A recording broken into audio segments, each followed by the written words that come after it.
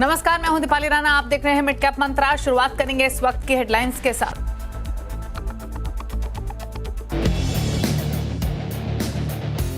बाजार में आज कमजोरी के साथ कारोबार। निफ्टी 125 अंक गिरकर 25,000 के नीचे फिसला। वीकली एक्सपायरी के दिन बैंक निफ्टी में consolidation. Mid cap small caps पर भी दबाव।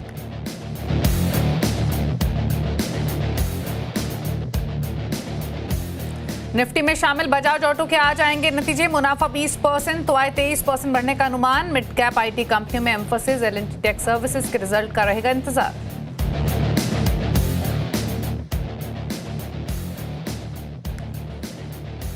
गोल्ड में नए शिखर बनने का सिलसिला जारी। एमसीएक्स पर सोने का भाव 76,700 के रिकॉर्ड स्तर के पार। चांदी की भी चमक बढ़ी, 500 रुपए से ज्यादा चढ़कर निकली 92,000 के पार।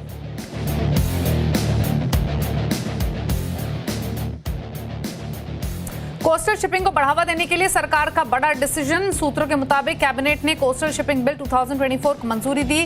कोस्टल शिपिंग के नियम शर्तें होंगी आसान। सीएनबीसी आवाज एक्सक्लूसिव।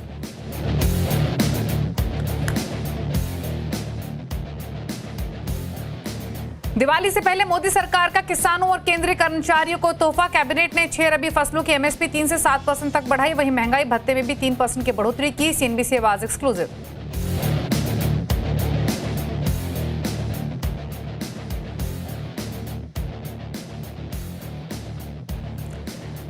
दूसरे दिन अब तक Hyundai मोटर का आईपीओ 23% भरा। कल बंद होगा इशू। प्राइस बैंड 1865 से 1960 रुपए प्रति शेयर। रिटेल निवेशकों का कोटा 35% बढ़ा।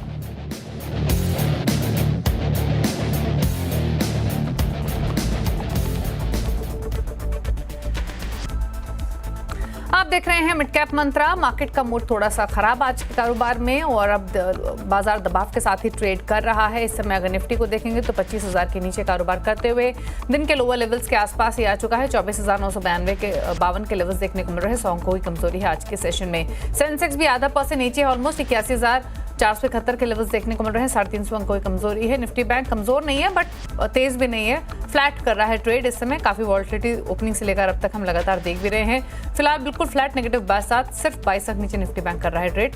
थोड़ा दबाव मिड कैप्स में जरूर देखने को मिल रहा है, हालांकि डेज लो से थोड़ा संभले हैं, लेकिन अभी भी 186 अंक कोई कमजोरी देखने को मिल रही है। स्मॉल कैप इंडेक्स भी 62 अंक नीचे है, यानी 1.4% नीचे ये इंडेक्स भी कर रहा है कारोबार। दिखाते हैं आपको निफ्टी बैंक कॉन्स्टिट्यूएंट्स, साथ ही मार्केट की ब्रेथ। मार्केट की ब्रेथ नेगेटिव है। 1335 स्टॉक है जो गिरावट के साथ कर रहे हैं ट्रेड। 1104 स्टॉक है जो कि तेजी के साथ कर रहे हैं कारोबार आज के सेशन में। अब दिखाते हैं निफ्टी के बढ़ने गिरने वाले स्टॉक्स और निफ्टी में जो कंट्रीब्यूशन पॉजिटिव साइड पर दे रहे हैं उसमें एचडीएफसी बैंक, भारतीय एयरटेल, डॉक्टर रेड्डीज और एचडीएफसी लाइफ है। सबसे ज्यादा कंट्रीब्यूट कर रहा है एचडीएफसी बैंक 34 अंकों के पॉजिटिव कंट्रीब्यूशन के साथ। नेगेटिव साइड पर जो स्टॉक कंट्रीब्यूट कर रहे हैं उसमें एमएनएम, इन्फोसिस, आईटीसी और आईसीआईसीआई बैंक हैं। निफ्टी बैंक में इकलौता सपोर्ट जो है वो एचडीएफसी बैंक से आ रहा है, जो अकेला ही 200 अंकों का पॉजिटिव कंट्रीब्यूशन लैंड कर रहा है। अगर एचडीएफसी बैंक कंट्रीब्यूट नहीं कर रहा हो तो डिसाइसिवली निफ्टी बैंक लाल निशान में ट्रेड कर रहा होता, ऑलमोस्ट 200-250 अंक नीचे। चलिए अब ट्रेडिंग स्ट्रैटेजीज पर करते हैं फोकस। ये सिक्योरिटीज के अमित त्रिवेदी बने हुए। Amit, good afternoon. बताइए पहले तो इंडेक्स पर राय क्या रहेगी बाजार बंद होने तक? जी, गुड आफ्टरनून। देखिए, इंडेक्स पे देखा जाए तो लास्ट वीक भी जो एक्शन जो था काफी सबड्यूड था। ये वीक में नो डाउट मंडे को एक थोड़ा पॉजिटिव ट्रैक्शन देखने मिला था, लेकिन उसके बाद जो पॉजिटिव फॉलोअप थ्रू जो है वो मिसिंग है। तो कहीं ना कहीं पे मैं जो हिसाब से मैं स्ट्रक्चर देख रहा हूँ, ऑप्शंस के डेटा देख रहा हूँ, मुझे लग रहा है कि जो कंसोलिडेशन है ये पॉसिबल है। नो डाउट 24,800 24,700 जो ये लेवल्स जो है निफ्टी डिफेंड कर रहा है, but at the same time 25,200 के लेवल्स भी निकालने में वो डिफिकल्टी हो रही है। तो ये 24,700 से लेके 25,200 की जो रेंज है, मुझे लग रहा है इसी रेंज के दायरे में निफ्टी में कंसोलिडेशन देखने मिल सकता है। स्टॉक स्पेसिफिक स्ट्रैटेजी क्या रहेगी अमित आपकी? देखिए, पावर स्टॉक्स में ट्रैक्शन है और वो हिसाब से टोरेंट पावर में ध्यान रख सकते हैं, क्योंकि देखिए टोरेंट पावर एक टिपिकल अप ट्रेंडिंग स्टॉक है। साइडवेज कंसोलिडेशन रिसेंटली देखने मिला था, लेकिन उसके जो 1800-1750 के जो की सपोर्ट थे वहां से एक अच्छी खासी रिकवरी आई है और यहाँ से मुझे लग रहा है कि इसका जो अप ट्रेंडिंग जो जर्नी है ये कंटिन्यूड रहेगा। सो करंट मार्केट प्राइस पे टोरेंट पावर बाय कर सकते हैं। 1850 का स्टॉप लॉस रखना चाहिए और अपसाइड टारगेट जो मैं दिख रहा हूँ 2200 तक के दिख रहा हूँ। तो ये रहा ट्रेड आपके लिए टोरेंट पावर, जहां पर खरीदारी की कॉल है। 1958 के टारगेट के लिए खरीद के चल सकते हैं। फिलहाल सिर्फ 4 रुपए की बढ़त के साथ ये कर रहा है कारोबार 1957 के लेवल्स पर। लेकिन चलिए आगे बढ़ेंगे और अब मिड कैप्स का हाल लेकर आते हैं सामने और एक एक करके कुछ सेलेक्ट पॉकेट्स दिखाते हैं जहां पर तेजी मंदी आज कारोबार में देखने को मिल रही है। इंडेक्स तो आपने देखा ही लाल निशान में ट्रेड कर रहा है, यहाँ पर 1/4% नीचे है। पॉकेट्स दिखाते हैं आपको एक एक करके और पॉकेट्स में सबसे पहले दिखाएंगे केमिकल स्टॉक जहां पर तेजी है। रैलीज इंडिया 16% ऊपर, जुबिलेंट इंग्रीविया 5.5% ऊपर है। कैमलिन फाइन साइंसेज में 6.5% का मूव, शारदा क्रॉपकेम 5% ऊपर कर रहा है ट्रेड। साथ ही दिखाते हैं आपको केमिकल के बाद एक और पॉकेट, वो है एमसी स्टॉक्स। जोरदार तेजी है आज एएमसी शेयर्स में। आदित्य बिरला सन लाइफ 11% ऊपर, 7% ऊपर यूटीआई एएमसी, एचडीएफसी एएमसी में भी 6% से ज्यादा की तेजी आज कारोबार में देखने को मिल रही है। हेल्थ केयर स्टॉक्स गिरे हैं, बायोकॉन 2% नीचे, 2% नीचे अल्केम लैब्स, जिप्का लैब्स 3% नीचे, ग्लेनमार्क फार्मा भी 1.5% नीचे कर रहा है ट्रेड। आईटी में भी प्रॉफिट टेकिंग है आज मिड कैप स्पेस में और दिखाते हैं वो ट्रेड जहां पर दबाव है आज के सेशन में। कोफोर्ज 4% नीचे, सास्केंटेक 1% नीचे, 2% नीचे साइंट है और जेंसर में भी 1.5% गिरावट आज कारोबार में देखने को मिल रही है। एक और पॉकेट दिखाते हैं आज के सेशन, वो है oil and gas. Oil India 4% नीचे, कैस्ट्रॉल 2.5% नीचे, 2.5% नीचे महानगर गैस और आईजीएल में भी 2% गिरावट आज कारोबार में देखने को मिल रही है। और इसके अलावा दिखाते हैं आपको शुगर स्पेस के शेयर्स जहां पर गिरावट है। बलरामपुर चीनी 4% नीचे, उत्तम शुगर 4% नीचे है, अवध शुगर में 6% की गिरावट और साथ ही डालें भारत शुगर भी 4% नीचे कर रहा है कारोबार आज के सेशन में। तो ये वो सेलेक्ट पॉकेट्स जहां पर दबाव आज के कारोबार में देखने को मिल रहा है। लेकिन आगे बढ़ेंगे, कुछ खबरों की ओर रुख करते हैं और बाजार की नजर आज कैबिनेट की बैठक पर है जिसमें शिपिंग, महंगाई भत्ते, एमएसपी पर बड़े डिसीजन लिए जा सकते हैं। इसी एक्सक्लूसिव डिटेल्स के साथ लक्ष्मण रॉय हमारे साथ मौजूद है। लक्ष्मण, बताइए सबसे पहले तो शिपिंग सेक्टर को लेकर क्या डिसीजन एक्सपेक्टेड है और डीए को लेकर क्या फैसला हो सकता है? देखिए, यहाँ पे शिपिंग और डीए को लेके 2 बड़े फैसले हुए हैं जो सूत्र बता रहे हैं। 3 बजे इसके औपचारिक ऐलान किए जाएंगे।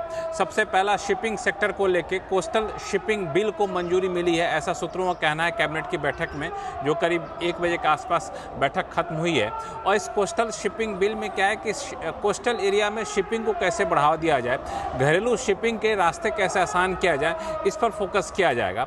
3 महत्वपूर्ण प्रावधान हैं। पहली बात कि अगर इंडियन फ्लैग वाले शिप आते हैं तो उनको लाइसेंस की जरूरत नहीं पड़ेगी। जो इंटरनेशनल शिप हैं वो आते हैं तो उनके लिए मापदंड अंतर्राष्ट्रीय मापदंड के बराबर किए जाएंगे, यानी नियम और शर्तें आसान की जाएंगी। तीसरी महत्वपूर्ण बात कि जो इनलैंड वाटरवेज है उसका शिपिंग कोस्टल शिपिंग के साथ इंटीग्रेशन होगा। इसके लिए एक बेहद प्लान बनाया जाएगा जिस पर कामकाज किया जाएगा। मुख्य मकसद ये है कि कोस्टल शिपिंग एरिया को बढ़ावा दिया जाए, पोर्ट पर ज़्यादा ट्रैफिक आए, यह सुनिश्चित किया जाए। और एक महंगाई भत्ता को लेकर केंद्र सरकार के करीब 49 लाख कर्मचारी, 60 लाख पेंशनधारियों के लिए अच्छी खबर है कि महंगाई भत्ता 3% बढ़ाने का फैसला लिया गया है, जो 50% से बढ़कर 3% हो जाएगा और 1 जुलाई से ये महंगाई भत्ता बढ़ा हुआ माना जाएगा, एरियर के तौर पर मिलेगा।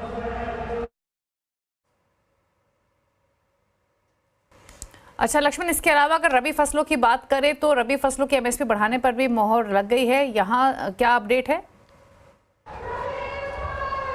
देखिए, यहाँ 6 रबी फसलों के एमएसपी बढ़ाने का फैसला लिया गया है। ये एमएसपी में बढ़ोतरी 2% से लेकर के 7% के आसपास है और सबसे ज़्यादा नज़रें होती हैं वो है गेहूं के ऊपर। तो गेहूं के एमएसपी 150 रुपये प्रति क्विंटल बढ़ाने का फैसला लिया गया है। जो अभी 2275 रुपये प्रति क्विंटल थी वो अब बढ़ करके 2425 रुपये प्रति क्विंटल हो जाएगी। चने की एमएसपी 210 रुपये प्रति क्विंटल बढ़ाने का फैसला लिया गया है। सरसों के एमएसपी 300 रुपये प्रति क्विंटल बढ़ाने का फैसला लिया गया है। ये 2025-26 मार्केटिंग सीजन के लिए होगा, यानी अभी जो रबी फसलों की एमएसपी बुआई की जा रही है उसके बाद जब इसके बाजार में जाएगा, खरीद की जाएगी, उसके लिए ये न्यूनतम समर्थन मूल्य यानी कम से कम इतनी कीमत मिले ये सरकार सुनिश्चित करना चाहेगी। इसकी घोषणा कैबिनेट की बैठक में फैसला हुआ है और कुछ ही देर बाद औपचारिक ऐलान किया जा सकता है। शुक्रिया आपका लक्ष्मण ने डिटेल्स बताने के लिए। तो कुछ ही देर में औपचारिक ऐलान एक्सपेक्टेड है, लेकिन कुछ बड़े फैसले जो एक्सक्लूसिवली आपके साथ अभी भी शेयर किए गए।